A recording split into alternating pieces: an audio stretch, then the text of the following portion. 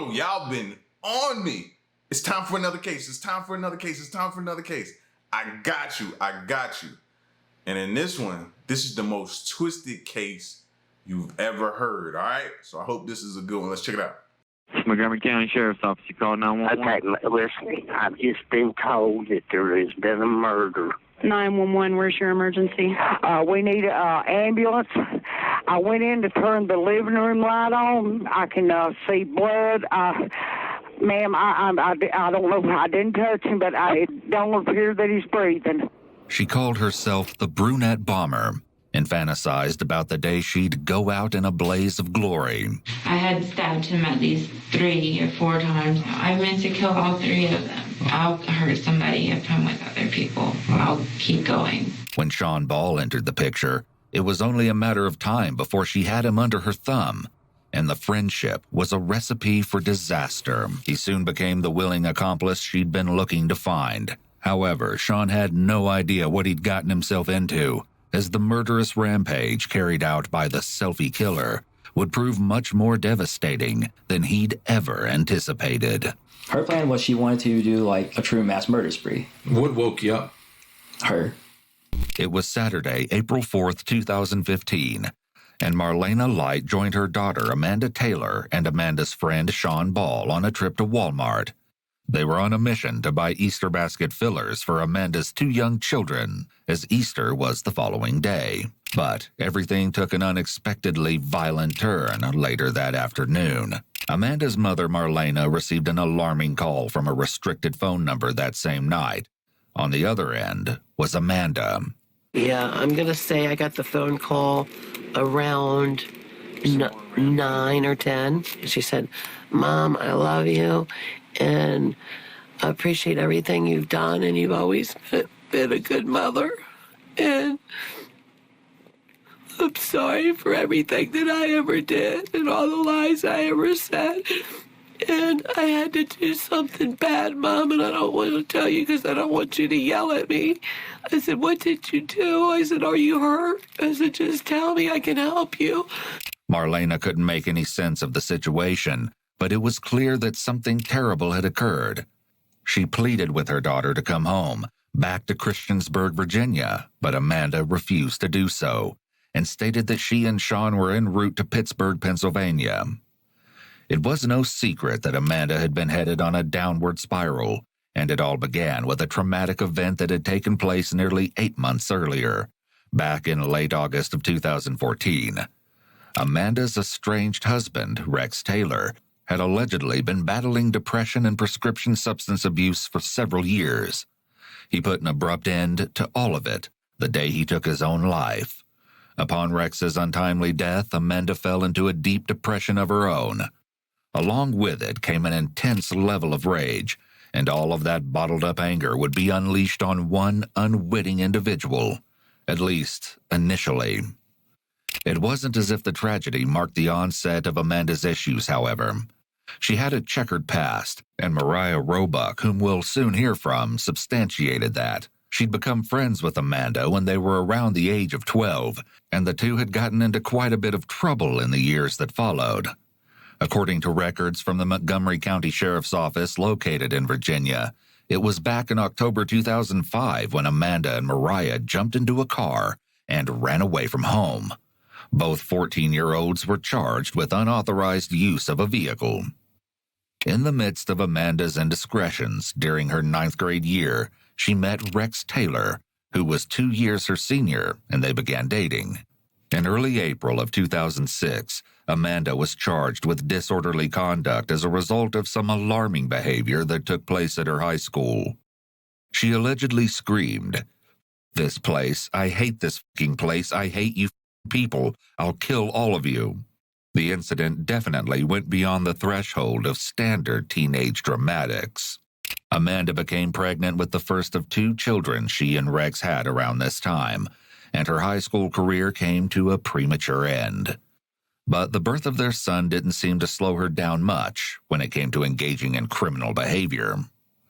The years leading up to Rex's death were riddled with more run-ins with the law for Amanda, including another attempt to run away that involved the theft of a vehicle, a conviction of underage possession of alcohol, multiple domestic altercations, and a drug conviction relating to methamphetamine. And then look back at this picture. Do she look like she's slowing down, has any type of remorse or anything? No. No, this person looks like, hey, I'm enjoying this ride and I'm going to continue to ride it. Like, who is, like, she is beyond messed up. Theft of a vehicle, a conviction of underage possession of alcohol, multiple domestic altercations, and a drug conviction relating to methamphetamine. Then there was the issue of Amanda and Rex's rocky relationship that had been marred by alleged infidelity, among other obstacles. Finally, in April of 2014, the two went their separate ways, reportedly as a result of Rex's prescription substance abuse. He returned to the home shared by his father, Charles Taylor, and grandfather, Alan Taylor. 4 months later, his lifeless body was discovered in a shed on the property. So began Amanda's downward spiral that culminated in absolute tragedy. Her next... Were they sure he did it or she did it? That's the first thing I'm thinking about. crime was so gruesome, so shocking, that it was beyond words. But there was much more to the whole disastrous situation than initially met the eye. Elements of evil had been carefully hidden under the guise of revenge. And though the old adage advises us not to speak ill of the dead, dirty secrets like Rex's weren't meant to be kept. The appalling truths were about to make their way to the surface. You see, Amanda had developed a deep desire to kill, and according to Mariah, the inspiration behind it was none other than Amanda's late husband, Rex. She wanted to do Rex justice and make Rex proud. Rex had a profound fascination with serial killers. He brought that on her. He really did bring that on her. In actuality, his interest went far beyond fascination. He had connections with serial killers that unquestionably crossed the line. One particularly unnerving example was a long-distance friendship Rex had struck up with an imprisoned serial killer by the name of Paul Runge. The two wrote back and forth, and Rex went so far as to change his name on a social media account to Rex Runge. According to Amanda's friend Mariah, Runge sent Amanda $1,000 after Rex's death. In addition to the inappropriate relationships with convicted murderers, there was another alleged unspeakable act. Like Rex's obsession, Amanda's was further evidenced by some appalling revelations. Past social media posts under her account where she took on the nickname Brunette Bomber glorified mass murderers and their violent attacks, including Timothy McVeigh, known as the Oklahoma City Bomber, and Dylan Klebold and Eric Harris, the perpetrators of the Columbine High School massacre. It didn't end there, though. According to Amanda's parents, Marlena and William Light, her favorite movie was that one where those two boys went in and shot up that school and then themselves. My dad said that on her Facebook she's been communicating with people from ISIS. She had 25 people from ISIS. Wish her a happy birthday. On the 27th. All kinds of weird, strange. Wait a minute. Whoa. Bro, I ain't never seen nothing like this, fam. Never. And then when you think about it, bro, they always talk about the copycats that are out there and the ones that, when you talk about these cases and stuff like that, people go out and try to mimic them and different things. Instead of deterring people away from it, it has the opposite effect and they run towards it. And it seems like this is the prime example, but just way worse. People. All the evidence seemed to be there. If only someone would have acted. It was clear she aspired to be one of those merciless killers she so idolized. Of course, it would start with what she depicted as revenge, but it would head in a direction even more sinister. She couldn't do it all herself, however. She needed a willing accomplice, and that was where Sean Ball came in. Though it's clear that his feelings for Amanda definitely didn't mirror those which she had for him, according to Mariah. I really think he was in love with her. And he would have done anything for her. She hated him. She did not like him at all. She was only nice to him because, he lives here. He was here all the time. He was our friend. He was always nice to him. In the car, he could take her wherever she wanted. She had told me so many times she did not like him at all. I can be able to do whatever I want. I can control him like he's a dog. It was as if there was some sort of toxic bond that held the two together. The catalyst that seems to have put the horrendous plan into action began with the events of one night, just 1 week before the grisly spree would get underway. It was March 27, 2015, and Mariah and her husband Johnny Roebuck were celebrating Amanda's 24th birthday. We took her out on her birthday to get her mind off of everything. Try to let her have fun, and everything was going good. And until she wanted to go see Rex. And it's always a bad idea. She always just acts ridiculous every single time. She had a really, really big knife in her purse. She was at his grave, she had the knife out, and she was gonna, I don't know, she was gonna slit her throat. Along with Amanda, Mariah, and Johnny that night was Sean, who had gifted Amanda that very knife for her birthday. As it would turn out, this was a poor choice on Sean's part. He had to physically put her in Sean's Jeep. He had her by her arms, Sean had her by her legs. They had to put her in the Jeep, take her to her mom. William Light, Amanda's stepfather, also bore witness to a portion of the mayhem that occurred that night. 2:30 in the morning, there's a knock at the door. She's out there fighting this Sean and Mariah's husband.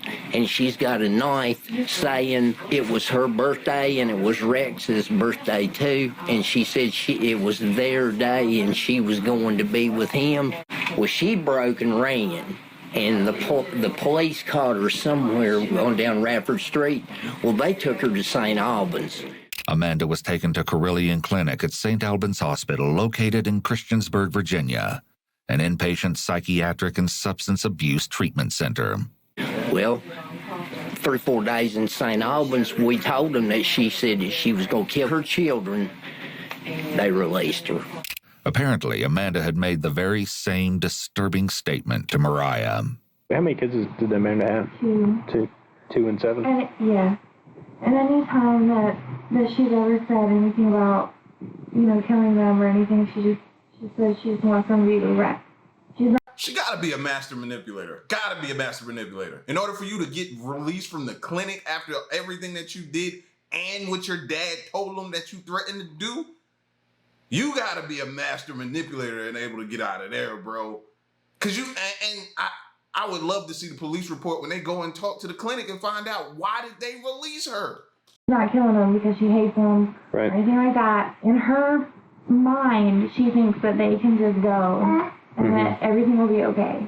Clearly, Amanda needed extensive help, well beyond what she had received at the treatment center in the few days she spent there. She was supposed to stay there until Friday. She checked out on a Wednesday. So April 1st, she wanted to come here. And Sean, he was our roommate. He was living in our basement. And I told him that she can't come here. No, I don't feel like it's safe. Well, I wouldn't let her come back here. But I got social services up here, got paperwork that she couldn't take them children out of here. Amanda had worn out her welcome at the homes of both her parents and her closest friend. She'd run out of options. That was when her wannabe knight in shining armor, Sean, came to her rescue. I was texting them both. I was calling them both. I was like, how could you guys do this to us? I knew Sean wasn't going to come back here. Our rent was due. He has the rent money from his mom, and he's like, I'm going to come get this to you, and I'm leaving to Asheville. I have plans. I was like, what are your plans? I was like, is Amanda going to convince you to go do something stupid? And he was like, no, I'm just going to Asheville. Did he ever bring you rent money? No. Maybe Sean truly believed that was where they were headed. Of course, he had no way of really knowing the extent of the horror the future had in store for him. The motel. They went to a motel after they left here. A receipt confirms that Sean had purchased a room for himself and Amanda at the local Super 8 motel. They checked in on April 2nd, then checked out the following day, Friday, April 3rd. That afternoon, Amanda and Sean stopped by his mother and stepfather's home to grab some clothing he'd been storing there before heading to Asheville. It was then that Sean's mother, Becky, met Amanda for the first time. He was real happy that day.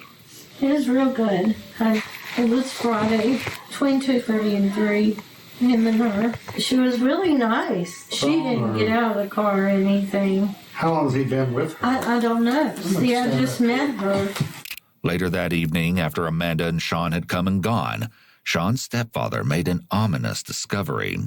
You mentioned y'all were missing some guns. But we leave our door open during the day because I'm just out the road. Yeah, anybody could have got them, though. It wasn't just anybody who'd taken them, though. Now, was your safe broken into, or? It was open. Was that something you would notice right away? No, not really. Because they pushed it back, but it hadn't locked. And we never get in it because Roger doesn't hunt. No, see, the mistake I made was not changing the code. It was just like it came from Walmart. 1, 2, 3, 4, 5, 6. Oh, okay. They'd never anticipated the need to change the code, unfortunately. The following day, the horrendous plan... Like, they were completely relaxed, which is odd and strange. With all of this prior history and everything going on, how can you remain so relaxed? And be like, I just think a lot of people be like, nah, it's not gonna happen. Not my kids are, and they would never do that. They're just acting out. They're just, no, bro, not in this day and age. You gotta take everything serious. And came to fruition. But it wasn't until later that night that the ghastly discovery was made. 911, where's your emergency? We need an ambulance. I went in to turn the living room light on. I can see blood. Ma'am, I don't know. I didn't touch him, but it don't appear that he's breathing. Around the same time the 911 call was made, Amanda placed that upsetting call to her mother, Marlena. She said, Mom, I love you, and I appreciate everything you've done, and you've always been a good mother. And I'm sorry for everything that I ever did and all the lies I ever said. And I had to do something bad, Mom. Then the following day, Easter Sunday around noon, Amanda's mother-in-law received a distressing call. Though it came from a restricted source, Melissa Taylor knew right away that it was her daughter-in-law Amanda on the other end. She said she just couldn't stop stabbing him. I said, please stop. I said, please stop. You got them babies to think about. And she said she'd never get to see the babies again and that she wasn't going out of this world alive. I said, please don't hurt nobody else. She said she wasn't going to hurt nobody else and that if the law goes to apprehend her, she would shoot. They're not going to take her alive. No one could have ever predicted the identity of the victim Amanda had targeted. The revelation would come as a complete and total shock.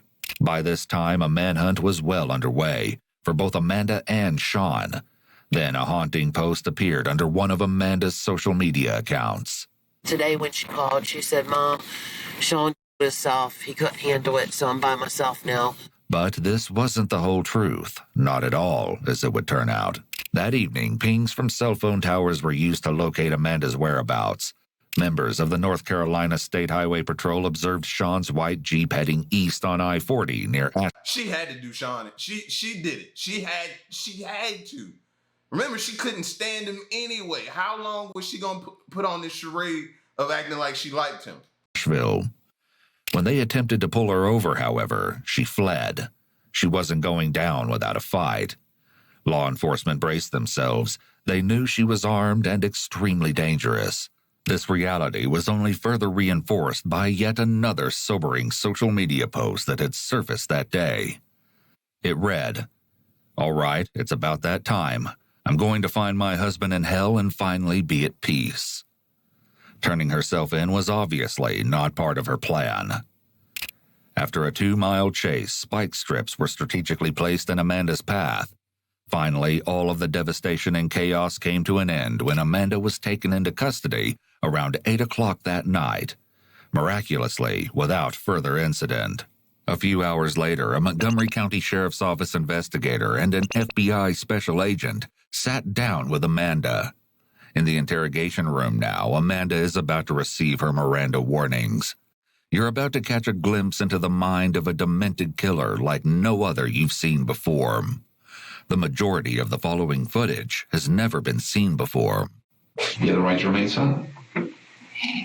Anything you say can be used against you in court. Amanda agrees to speak with the investigators, and surprisingly enough, she's poised to reveal every last twisted detail. Amanda begins her account of how she and Sean built their makeshift arsenal. It's no surprise that it began at the home of Sean's parents. So Friday morning, I'm pretty sure it was Friday morning, we went and we reset the code, and he got out the 2 handguns and That long gun? whatever, the hunting rifle, the big one that was in the back. Right off the bat, Amanda displays some grooming behaviors. People typically do this when they want to be liked or seeking approval. Additionally, she's got some anchor point movements going on, which show that despite talking calmly, she's likely feeling anxious. Sean placed the firearms in his Jeep, and that marked the very point when talk had transitioned to action, and everything was officially put in motion. The first visit that Saturday to the humble home of Charlie Taylor in Ellett, just a few miles from Christiansburg, had occurred that morning. Charlie had supplied his daughter-in-law Amanda with some money to cover the cost of Easter basket surprises for his 2 young grandchildren. The second visit, however, would prove nothing like the first, and it quickly took a horrible turn for the worse. How did it start? I mean, how did the assault on Charlie or the attack on Charlie, how did it start? I know it's like a really pathetic excuse, but I really just got really angry to where I blacked out. And that's what I told him at the hospital that I needed help with, because when I get nervous or angry, I just act on impulse, I can't help it. As soon as she's confronted, Amanda begins rubbing and touching her face, a self-soothing technique. As well, her hands emphasize when she says act on impulse, but just before she says it. This is a clear cluster of anxiety, but also shows that she's experiencing brain and body mismatch, since her motions don't match her words. This indicates that what she's saying here isn't the full story. Something is missing. I killed Charlie at 3:27. I purposely did that because that's mine and Rex's day. I think he, just seeing him crying and sobbing over it. And I do remember, he's like, I wish I was with Rex. I was like, you wish you were with Rex. And then Did you take the knife out then? Is that when you took it out? Okay. So you stabbed him, you don't know how many times you stabbed him? I have no idea. Okay. Do you remember where you stabbed Charlie at, where the places that you stabbed him at? I tried really hard to stab him in his chest. I know there's probably defense wounds. He put his arm up. Oh. I'm pretty sure I stabbed his face. I was mainly trying to stab his chest. I know Sean got his arm with the crowbar and I think his head. Okay. And there was a lot of blood up against the walls. The knife and the crowbar. All right. Did you guys go wash up at any place? I mean, did you get the blood? How did you get the blood off of you? I had there was none on me. I had the white shirt. There was a shirt still in the Jeep. It was just a white shirt and black pants. And I got one little drop on me. But it was mainly, I guess, since the knife was so big. Yeah. That it didn't really come back out on me or something. I don't know. But there was a bottle of Febreze in the Jeep, and I just sprayed it on there, and I wiped it with a hotel washcloth that I had still in the Jeep. Did Charlie ever stand up, or was he just stayed seated on him? Oh, no, he couldn't get up. He couldn't get up? The only self-defense was him lifting his arm. That's it. Okay. Because we found his class ring on the floor. Yeah, he flopped, did you guys see Yeah. his body? He flopped over that, so I guess it fell off then. Okay. As coldly as Amanda speaks about the slaying, the autopsy would later reveal that Charlie had been stabbed with a large bayonet-shaped knife a staggering 31 times. Needless to say, it was... Give me a second. Need a minute. Yep, need a minute. Oh, because she's just sitting here just giving play-by-play like she's calling an NFL game. She's just play-by-play with no type of remorse on her face. And then another thing, I'm sitting here looking at her bro, she looks like somebody I worked with back in the day at Walmart. Like a regular, this is mine. My mind is messed up. Was a definite case of overkill. Shortly after Charlie was dead, Amanda and Sean fled the scene. We drove to Tennessee, and we found a hotel. We stayed at it was a really a disgusting hotel. It was the not Ramada or something, Armada. Armada. Yeah, we stayed there. Where was it in Tennessee that you go to? Do you know what town it was? It wasn't too far from Bristol. It couldn't have been. And we stayed the night there. And we took all the guns and ammo and everything up to the room in case something was going to happen. However, nothing happened, and once again, they were off. But the reality of the dire situation was starting to sink in. According to Amanda, they had arrived at a crossroads, and it was then that Amanda presented Sean with two options. The way she saw things in her demented mind, at least. We didn't have a place to drive, and then eventually... Amanda's hands are palm up as she retells her story, a position that can mean she's lacking confidence in what she's saying and is asking to be believed. As she speaks, Amanda uses a lot of ums. Filler words when someone is in the middle of a narrative can be a sign that she's thinking about what she's saying and leaving parts of the story out. I told him, I'm like, if we're going to survive, if we're running out of gas, we have no money.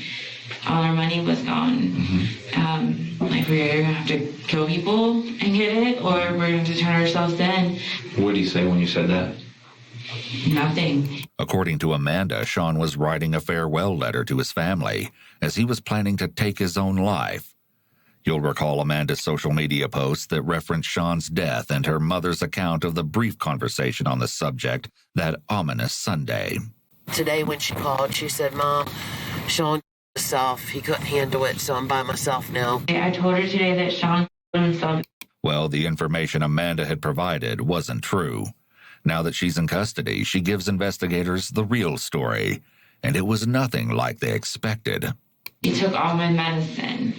From when I went to the hospital, I didn't take any of my medicine. There was Klonopin and then 3 other depression, anxiety medicines that you're only supposed to take at bedtime. Mm-hmm. I don't know if he took all of it, but he was really messed up. And I remember going on the Blue Ridge Parkway because I wanted to be somewhere where no one would see me. I couldn't just pull over and shoot him. He was just making me so mad because the point of killing Charlie was over him getting Rex on drugs and me losing my husband because of drugs. Mm-hmm. And then he's going to sit there and get so messed up that we can't even get back home. I literally went in a big circle through these states because I didn't have him helping me or anything. It's bizarre that Amanda claims Sean made her so angry by attempting to take his own life with her medications, but that she then decided to take his life herself. She's made a twisted connection to losing her husband to drugs with her justification of wanting to kill Sean. That's what I was sitting, the way she was tying this and weaving this, tying this all together. I was just sitting there whoa, what? What? He made you mad, so you just looked over at him and was like, you know what? Time for you to go. Yo! It's clear that she has a victim-blaming mindset and doesn't take accountability for her own actions. Amanda eventually exits the Blue Ridge Parkway, which consists of 469 miles of roads that wind through scenic areas of the Southern Appalachians in both Virginia and North Carolina. But the purpose of the detour certainly isn't to marvel at the beautiful scenery that surrounds them. I had got off and I turned down, I just remember taking right and then I curved left down there. I'm pretty sure that's how it was. I know I didn't turn left. I went down that road. It was just a long road, nothing but trees and there was no buildings, no signs or anything. It was just a long road and there's a couple people running and stuff. So I kept driving. I wasn't that far off of the turn, I don't think, at all. And I just remember he got up and he started getting sick. And I just got really angry at him for doing that. And so I got out and I walked around the car, around the back of the car. I pulled off to the curb. It was a dirted area, I think. And I remember seeing a girl, she was jogging in front of us. I shot that way. And then I remember seeing her fall. And I just remember Sean saying that gun was super loud. So that's the only reason I like shot at her, is because I was scared that like Okay, so you shot freak her. out and flag down a car or something. Amanda's ability to target an innocent girl running away from her further demonstrates that she is a cold-blooded, psychopathic murderer. She has no qualms about potentially murdering a stranger. After he heard the gun, he kind of like came to a little better. And did you see where the bullet impacted? Or you just saw her I didn't fall pay down? attention to her. I just wanted to shoot Sean. Okay. In a case of horrific irony, Amanda turns a firearm Sean had given her onto him. I aimed for his head and his face. Okay, to shoot him in the face. You were intending to shoot him in the face or the head or whatever. Yeah. Okay, and you said then he fell down onto the ground outside the car? He fell to his side, and I just remember hearing gurgles and stuff and like weird noises. So I'm like, okay, he's dying, because that's what happened to Charlie. Like Charlie made those noises before he died. Do you know how close you were to him? I mean, did you have your hands on him when you fired, or At Sean? Yeah, like Sean. Our distance. Oh, like this close? Yeah. Okay. I meant to kill all three of them. Okay. She shows absolutely no emotion that she may have ended someone's life just because they were in the wrong place at the wrong time. Her complete lack of empathy for this random person jogging who had nothing to do with her whatsoever is really telling as to the depths of Amanda's sickness. Law enforcement was unable to locate the jogger. Perhaps Amanda hadn't actually hit her and she managed to escape the area unscathed. But as for Sean, the situation was much more harrowing. It seems that's where his life ended. However, things aren't always as they seem. Did you find out if he died? Did Sean die? He is in a medically induced coma right now. So he'll probably survive. That's way too early to tell if he will or not. But if he does survive, he had a big part in this too. Amanda feigns her concern for Sean's condition. Of course, it's clear that the real reason for her concern is that she wants Sean to take the fall as well. To Amanda's chagrin, not only did Sean survive the shooting, he recovered and later provided investigators with his version of what led to the end of Charlie's life. You're Sean Ball, is that correct? Yes, sir. Okay, today is May the 12th, which is Tuesday, 2015. Again, my name is Captain Robert Newland with the Montgomery County Sheriff's Office, and this is Investigator Don Link. Yes. And he's also with the Montgomery County Sheriff's Office. And we want to talk to you about the events that occurred back a few weeks back. Sean is advised of his rights and agrees to proceed with an interview. The investigators attempt to gain an understanding of the strange dynamic that is Sean and Amanda's relationship, or at least what Sean believed it to be. What was your relationship with her? I don't know, like I always felt bad for her, and I really liked her a lot. I really felt like she and I kind of loved each other. She might have actually been pregnant too, so I kind of felt in the protector role of her. Sean assumed he was the father of the child, had Amanda truly been pregnant. I got so obsessed with her and just wanted to be there for her all the time was because everything she said was like something I've always wanted to hear from somebody. Like I've never felt good enough for anyone. She just made me feel important. I was that guy that she was waiting for since her husband died. So you were so infatuated with her? Yeah, I don't know, like I just kept, and her friends knew that too. Like she was, like one of her best friends sent a text to my mom even like multiple times saying how Amanda would joke to her, how she could play me. It appears that Amanda... So oh my God, you knew she was pulling your strings and you still went along with it? Yo, love is a powerful drug. Lust, whatever you want to call it, it is powerful, bro, that you would still let her do that. Amanda saw her relationship with Sean solely as a means to an end, especially since he had a car. Amanda used his infatuation with her for her own nefarious purposes. Sean's claim that he and Amanda had an intimate relationship makes his feelings for her much more understandable. It also demonstrates how cold, calculating, and manipulative Amanda was. Consistent with his feelings of obsession toward Amanda, it seems Sean was content to follow Amanda's wishes, no matter how depraved. Sean tells investigators about when he and Amanda arrived at Charlie Taylor's house somewhere around 3 o'clock that fateful Saturday afternoon.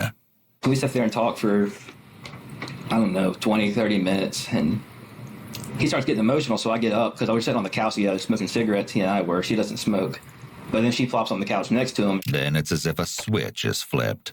Amanda's demeanor drastically changes. And like I said, that's when the actual incident happened. And that's when she started stabbing. Yeah. Sean minimizes things here by calling it an incident rather than a violent murder. Guilty individuals do tend to minimize the actions of the crime.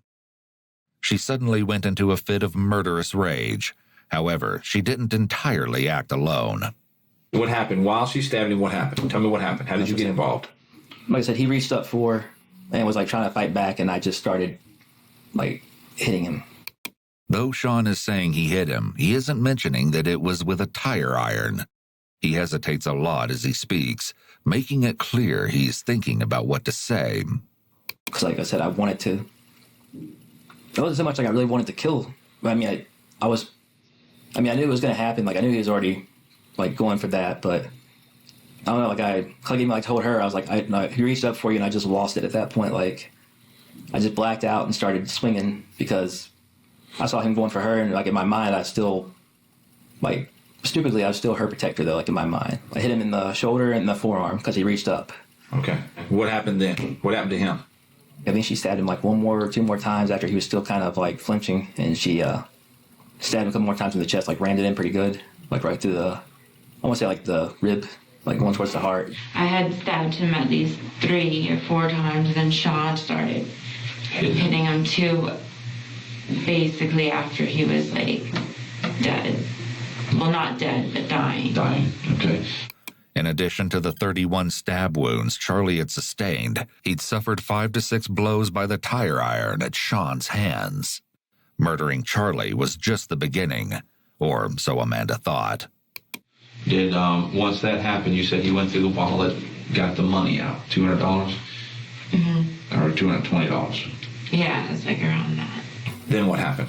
That's when she started taking pictures. So you saw that one picture of her? With the knife in her hand. Okay. In front of Charles. She showed it to me when she took it. The following day, they got back on the road, but that's when things really started sinking in, according to Sean. I was so guilt-ridden at that point, like, I had just decided I had taken, like, all the pills that she had, like, every last one she had in those bottles I emptied into my stomach with 2 bottles of water. Sean blacked out, and Amanda took that exit off the parkway. What woke you up? Her. Like, I don't remember where we were because I was kind of in a haze, but she told me I had thrown up on myself. All I remember at that point was, like, this most blinding pain, like, I've ever felt. Like, I don't know what happened. Like, I just remember, I didn't hear a gunshot or nothing. Like, I just went to the ground and felt, like, the most immense pain that I've ever felt. I don't know if she shot me once, shot me twice. I mean, I got 3 holes in me. I remember just being on my back on the ground and, like, just screaming. And then she drove off. I do remember that part because, like I said, I lost color in my sight, actually. Like, I don't know how to describe that. Like, I couldn't see anything hardly. But I remember her, like, waving goodbye to me, and she just drove off in my Jeep. It was mind-blowing how quickly the tables had turned. Sean had shifted from willing accomplice to target of Amanda's unrelenting wrath. He never said he couldn't handle it. Like, he thought it was a Bonnie and Clyde situation, and she was just like, no, fam. No, it's no us. It's just me out here. And did him. Just did him. Couldn't handle it. But before that, like, the past few weeks, all he talked about is how he was a Marine and he loved killing and he just wanted to go on a spree killing and how he wants to be the real life natural born killers and all that. Like, I'm, like, into movies and I'm into that stuff. I never really thought I would do something like that. I think he just didn't. He couldn't do it.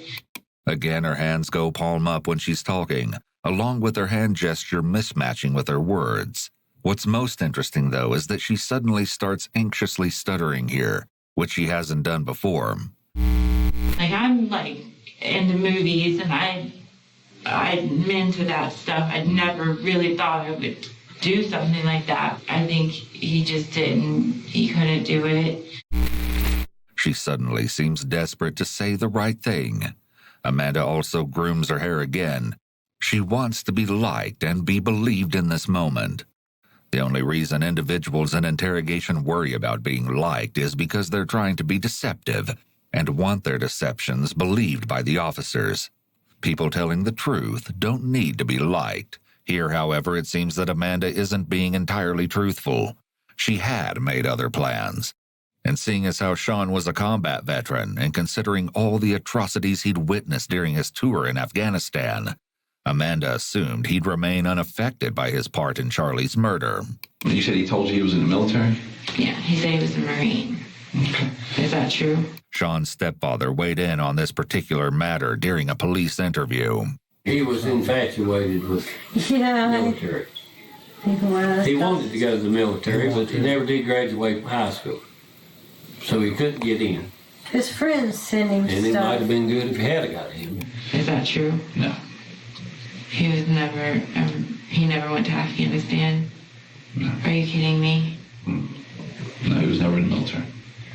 He went to jail for a few years, but not in the military. Never been in the military. In 2010, Sean was charged with 24 counts of felony burglary. He received a 3-year prison sentence as part of a plea deal. He gave my son, like, all sorts of, like, stuff that apparently came from Afghanistan.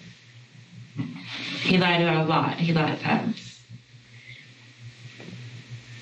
That's... I don't even know. I don't want to even say anything about that. It just makes me really mad. It was all just another lie. When it seems as if the loose ends have been mostly tied up, the investigator introduces a whole new topic into the mix. Have you done anything like this before? I mean, like, have you ever done anything like this before? Kill people? Yeah. No. Were you ever present when someone else was hurt or killed?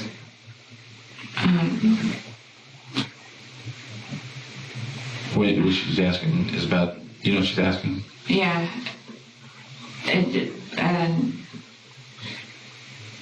No. No.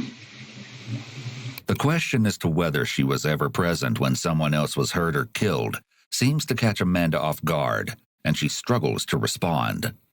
Although ultimately her answer is no, her reaction seems very deceptive, and her hesitation implies yes. She's clearly very anxious at this point in the interrogation, and this line of questioning is very uncomfortable for her. You took a long time to answer that question. Is that because you just don't want to tell us? I won't talk about it. No. I know it might help me, but... Well, just give me a hint. It's something that Rex did. Something Rex did? Yeah. Well, are you worried that you'll hurt Rex's memory or something? I just gave him my word, and I'm not gonna... Right. Rex kept all his secrets. There's plenty of bodies Rex knew where Bill Snuff, whatever his name is, Rex knew a lot of stuff, and he always kept his word. One can't help but wonder if there had been other victims, in addition to the young woman described by Amanda, who had allegedly suffered a brutal beating before Rex took his own life. A horrific possibility, but certainly not implausible. Clearly, she'd planned out what to say about killing Charlie and Sean's attempted murder, but this line of questioning wasn't something she anticipated. But as it turns out, this particular investigator has known of Rex's unsavory interests for quite some time. My specialty is in, well, I don't think I really introduced myself other than you may have met me a while back. I command the Criminal Investigation Division for the Sheriff's Office. I'm also a task force officer with the FBI.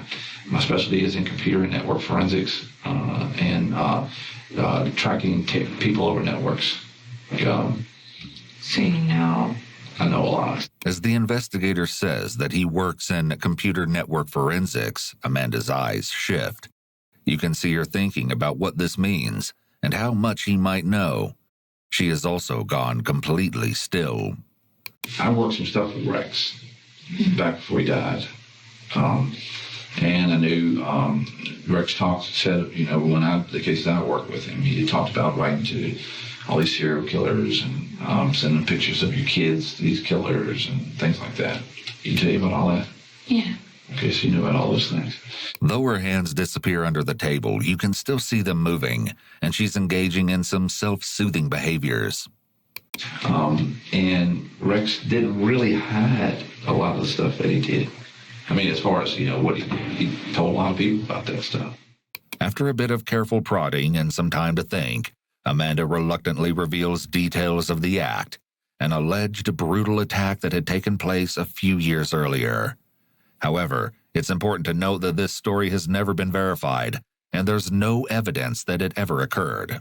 It was some drunk girl that was from Blacksburg that was walking down when we lived in Ellet, and he picked her up and he beat her up pretty bad, and he left her there. I don't know what happened. I don't know who she was. Did she live, die? You don't know. I didn't care. I didn't know.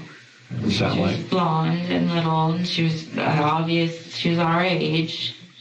At the time, that was probably like 1920. Despite the fact that she'd intended for that horrific secret to die with Rex, she had no intention of allowing her own barbaric plans to fade away. Shortly after Charlie's murder and prior to the trek to Bristol, Sean and Amanda had visited a local Dick's Sporting Goods store and purchased ammunition. Sean provides further evidence that Charlie was indeed meant to just be the beginning. Her plan was she wanted to do like a true mass murder spree. Like she talked about going down the road and shooting at people or stopping at truck stops. And like when people aren't looking or something like that, she would just shoot or stab them. Look there. More reason for me not to go outside, bro. I don't need to go outside, man. When people have these type of intrusive thoughts going in through their mind just to ride down the road and do stuff like this, man, I don't need to go nowhere. Nope. Any questions you got for me? What's gonna happen now? Well, as right now, we're holding the warrants on you. Okay, there may be other warrants that'll come down for you from North Carolina. Right now, you have the Montgomery County Sheriff's Office has you charged with second-degree murder. Or you will be held on a fugitive warrant here for the homicides that occurred in Virginia. If they find this woman and she is dead, you can be charged with her murder in the federal system because it happened on federal land. Her murder, I didn't mean.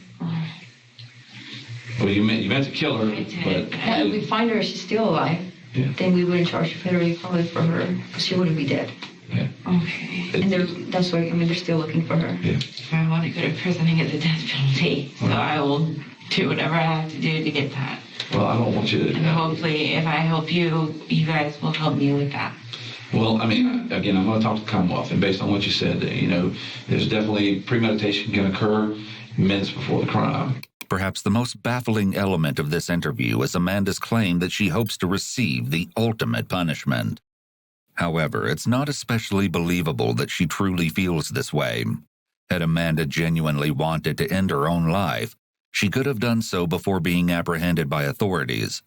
This just reinforces the edgy persona she tries to convey. The same one seen in the photos she posted to social media after murdering Charlie. And it sounds like you've planned this thing to kill him. See my Facebook, so I already know. Yeah, I mean, I've seen your Facebook, and I've seen your Instagram, and you've pretty much said what you did and why you did it, and you intended to do it. So, and you said in here that you intended to do it, I don't want, not like, I mean, in a cell, will I be alone? I can't. Well, based on what you're telling, I mean, we're going to, the people that are out here, you're going to get their intake process. You'll go through a screening, an assessment of your danger to others and your... I'll hurt somebody if I'm with other people. I'll keep going until you guys are done with me. Well, let's don't do that. If you don't do that. Sorry to say that, but that was my goal, was just to do what I need to with Charlie, and then I'm done. So I'll do what I have to do. Well, let's don't kill anybody, okay? Try not to do that. But thankfully, the dream of mass murder will remain just that for Amanda. A jury deliberated for less than 30 minutes before finding her guilty of first-degree murder. In mid-November of 2015, after an unusually expeditious trial, she was sentenced to life in prison. As for Sean, he opted for a plea deal and was sentenced to 60 years for first-degree murder, with nearly 19 of those years suspended.